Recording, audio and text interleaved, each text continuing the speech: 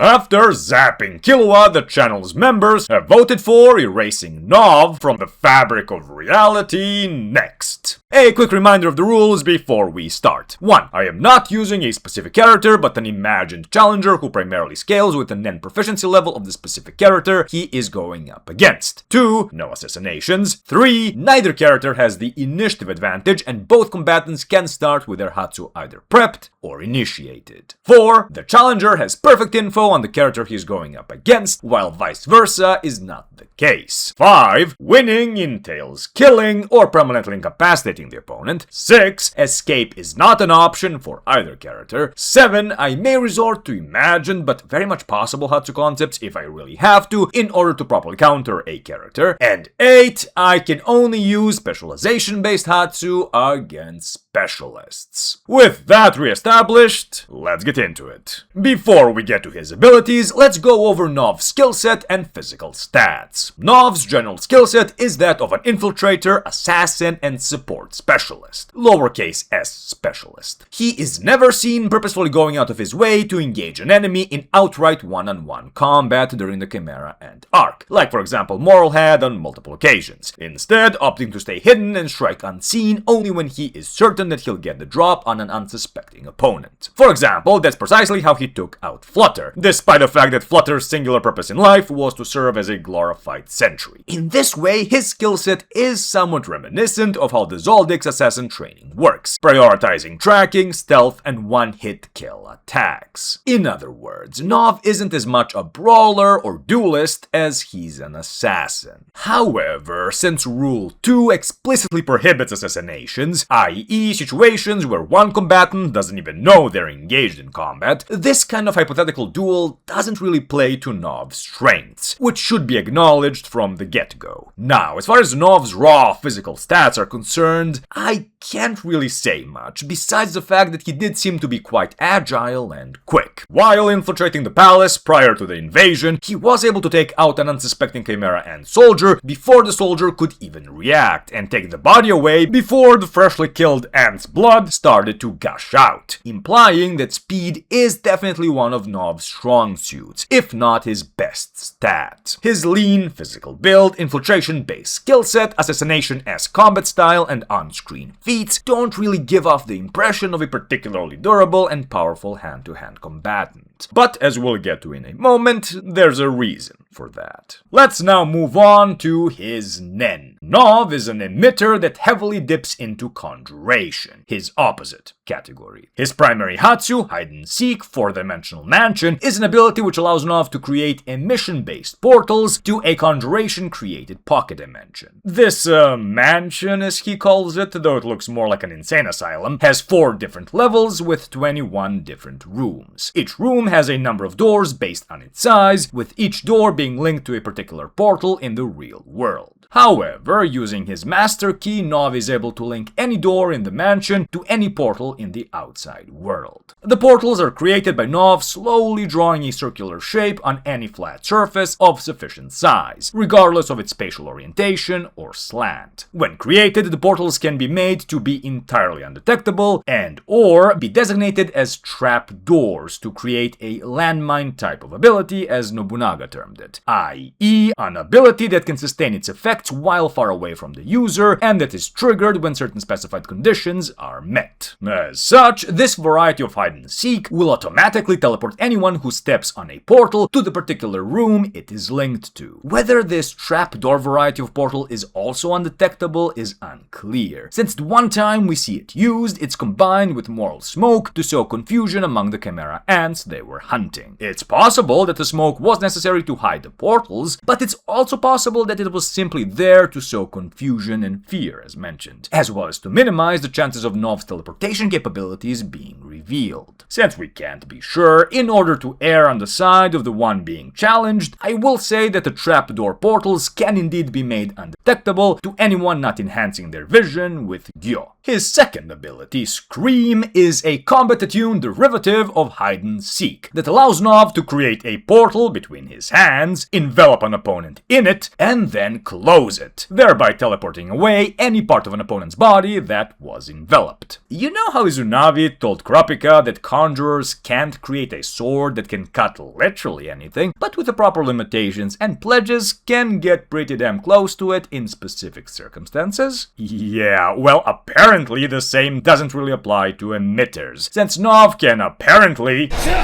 anyone away from existence. I've talked about this a few times by now, but Hunter x Hunter doesn't have your standard power scaling trope, wherein a character of a certain power level is essentially immune to the hacks abilities of significantly less powerful characters, simply based on their difference in power. Think how in Bleach, Aizen was able to shrug off Soifon's 2-hit kill ability, thanks to his immense spiritual pressure, or how characters with a certain level of Conqueror's Haki are able to resist or be entirely immune to certain Paramecia abilities in One Piece. As of chapter 410, the precedents set tell us that Knov should absolutely be able to one-shot any character he sufficiently envelops in Scream, supposing they do not possess regenerative abilities potent enough to regrow vital organs. Now, I have to imagine that such a potent ability has to have some pretty severe limitations and pledges, but since that hasn't ever been established, to again lean on the side of the challenged party, we'll say that Knov can use Scream freely, though at a rather hefty aura cost, meaning that while he isn't restricted with regards to its application, he can't spam it dozens of times in a single fight, or leave it active for more than a minute or so. So, since he cannot rely on assassinations, what would be Knov's game plan for an unexpected one-on-one he cannot escape from? Well, while escape isn't an option, retreat is. Since we've established that the fighters can start with their Hatsu either prepped or initiated, I think it'd be fair to say that Knov has time to create one portal prior to the engagement happening. Now, of course, he can't actually use that portal since leaving the wider area would constitute escape, so simply having one portal does nothing for him. However, if he's able to use his speed, agility, and infiltration skillset to gain distance and create another one, that would at least give him options. With a second portal in play, our challenger would be hard-pressed to decide which portal Knov would come out of, and in case he ends up being wrong, that could allow Knov to create a third, at which point things would spiral out of control as Knov successfully created more and more portals in more and more advantageous positions. Some of those could even be the aforementioned trapdoor type, meaning that just by moving around and chasing after Knov, our challenger would be putting himself in a precarious situation. Note that while assassinations are prohibited and both opponents know they are engaged in combat and who their opponent is, after that non-existent bell rings and the bout starts, any kind of surprise attack is fair game. As an example, I definitely wouldn't classify Hisoka's surprise attack on Goto as an assassination by any means. Goto was more than aware of Hisoka's presence and his hostile status. As such, with the battlefield entirely littered with portals, Knov would be able to make full use of his infiltration-based skillset and assassin-esque combat style to envelop our challenger in a silent scream.